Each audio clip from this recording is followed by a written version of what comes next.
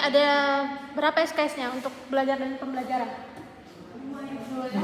Nah ini karena SKS-nya masih dosen kemarin, jadi masih ada namanya Bu Sinta ya. Jadi CPR itu apa? Sudah pernah dengar? Capaian pembelajaran lulusan. Jadi nanti ini yang diharapkan nanti setelah kalian lulus dari prodi. Jadi ini cakupannya dia sangat besar ya, prodi.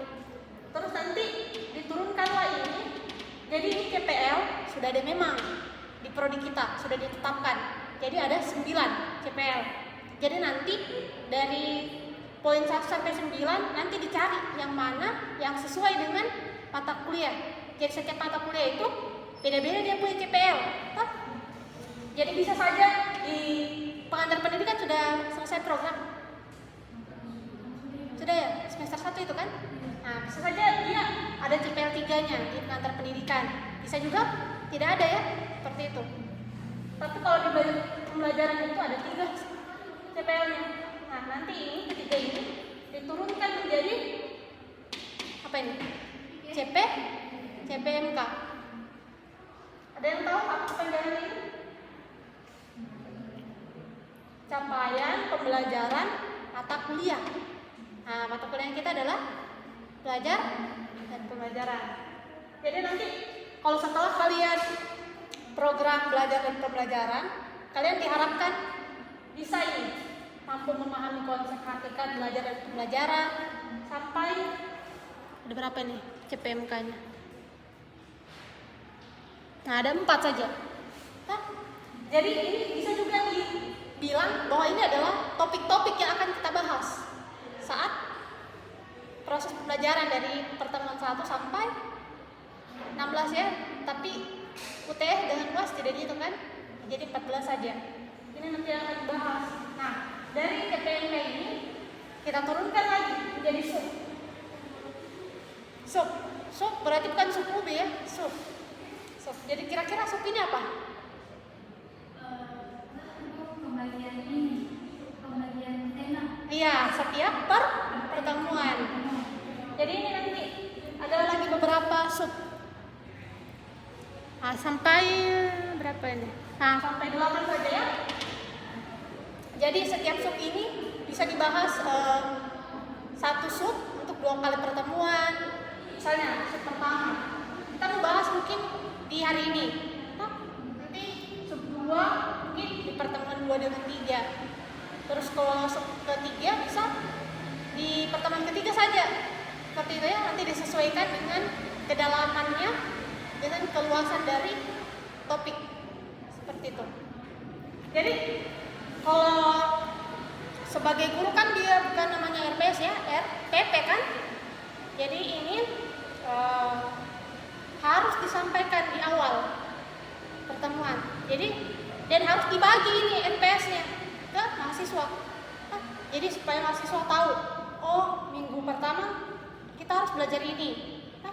Terus apakah penjelasan dari dosen tersebut bisa tercapai dari sub-sub ini loh? Jadi kalau kalian misalnya tidak mampu memahami prinsip-prinsip belajar dan pembelajaran, berarti dosennya mungkin yang kurang memberikan materi ya. Nah, tapi kalau sekarang kan bukan lagi guru satu-satunya sumber belajar, betul atau tidak?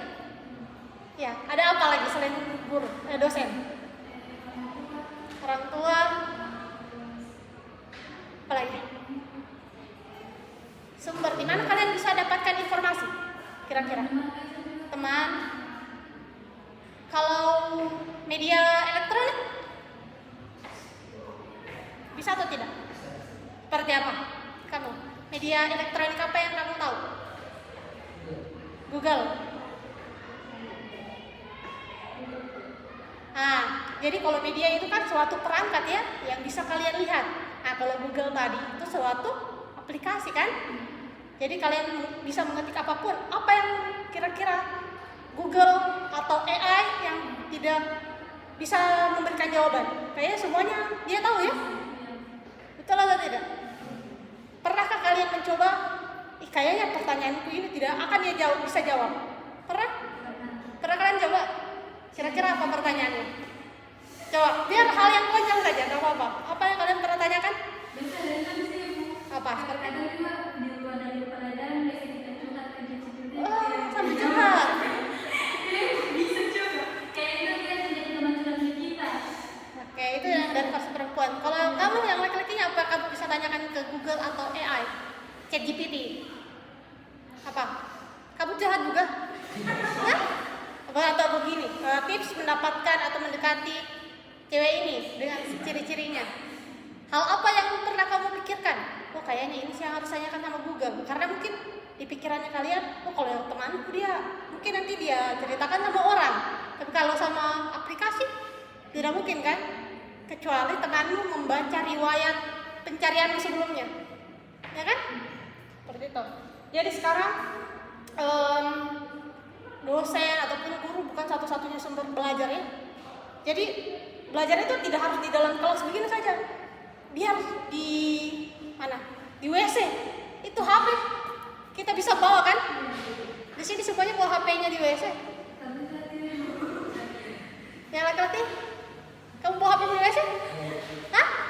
Tidak? Bawa? Nah jadi apa yang kamu bikin saat di kamar mandi? Kamu? Nonton? Aduh, berarti kalau kamu di WC itu yang tadinya hanya mungkin 3 menit. Kalau ada HP-nya mungkin lebih lama lagi ya. Astaga. Ya jadi dimanapun semuanya kalian bisa dapat sumber ilmu pengetahuan dan informasi yang sangat cepat. Bahkan di TikTok itu kayaknya informasinya lebih cepat daripada di TV. Pernah ada yang berpikir begitu? Ya kan? Seperti itu.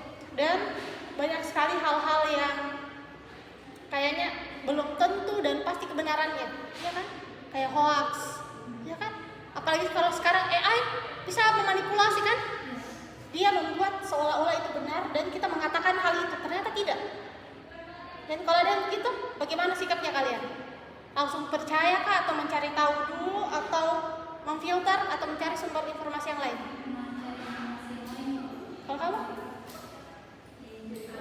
Cari tahu, kamu? Hah? Kalau kamu? Tidak langsung disebarkan, diteruskan? Tidak. Oke, bagus ya. Jadi kalian sudah bijak dalam menerima informasi. Apalagi kalau kalian kan mahasiswa ya. Tidak boleh asal sembarang itu meneruskan informasi. Apalagi belum pasti kebenarannya. Kalau orang itu menuntut, gimana? Kan itu termasuk pencemaran nama baik ya. Rusak reputasinya orang. Apalagi kalau misalnya kalian datang di rumah makan, terus video, ih tidak enaknya di rumah makan makanan. Hah, dari ucapannya kalian yang hanya tidak enaknya mie, kotornya mie, tidak higienis. Apa yang bisa terjadi di rumah makan itu? Nah, berkurang pelanggan, penghasilan. Jadi jangan sampai rumah makan itu gulung tikar ya. Akibat ucapannya kalian yang sangat sederhana seperti itu. Jadi kita harus apa sekarang? Apa? Banyak belajar ya. Jadi kita tidak boleh hanya belajar dari diri kita sendiri, tapi kita belajar dari orang lain, apalagi pengalamannya kan seperti itu. Nah, jadi ini penting ya. Jadi nanti kalau kalian ini sudah rata-rata sudah semester berapa? Kamu? Hah? Seriusan? Kamu angkatan berapa? Sudah belum mau di Dewa ini? Belum? Tahun depan? Oh ya, misalkan tahun ini sudah selesai semua mata kuliahnya ya? Tidak ada lagi yang di program ulang? Sudah tidak ada? Kemarin kalau main hasil gimana? Clear nilai belum sampai jadi program. Oh, jadi kan sudah ujian. Oke, kamu? Sama dengan dia?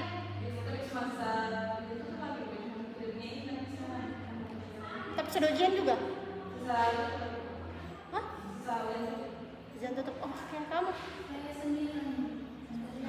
Baru mau kelas 9. Sudah ujian juga? Dulu ibu kemarin aku saya itu sama dosenku karena kemarin saya cuma kuliah di semester kemarin semester 8. Tapi sudah PLP berarti kan? Sudah PLKPN.